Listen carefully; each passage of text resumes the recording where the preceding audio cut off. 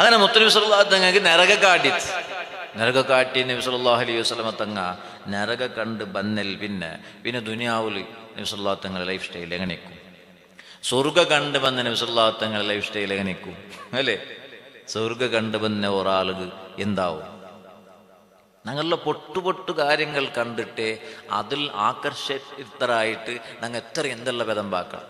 ഒരു ചെറിയൊരു നിമിഷത്തെ സുഖത്തും ഒരു പൊട്ടു കൊസിക്കുവാനായിട്ട് എന്തെല്ലാം ആക്കിട ആൾമാരിക്കിടാർ അല്ലേ? നേരായ ഒരു വസ്തുത ഒരു മനുഷ്യ കണ്ടുവന്നെ പിന്നെ പിരാന്താവാൻ അല്ലേ?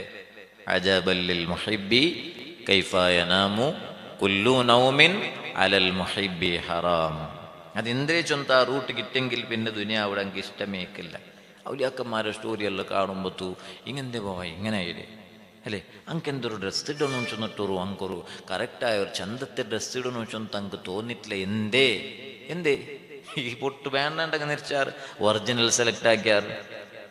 സയ്യിദുനാ ഉമർ ബിൻ ഖത്താബ് റളിയല്ലാഹു അൻഹു വരുമ്പോ മുത്തുനബി സല്ലല്ലാഹു അലൈഹി വസല്ലമ തങ്ങ കിടന്നെനിച്ച് വന്നപ്പ മുത്തുനബി സല്ലല്ലാഹു തങ്ങളെ ശരീരത്തിൽ പായിടച്ചി കണ്ടെത്തി. അങ്ങ് പായിടച്ച് കാണുകൊണ്ട ഞങ്ങൾ ശരിക്കും ഞങ്ങൾ കണ്ട ഇപ്പത്തെങ്കെന്തായാലും പായിടച്ച് എന്തായാലും കാണല.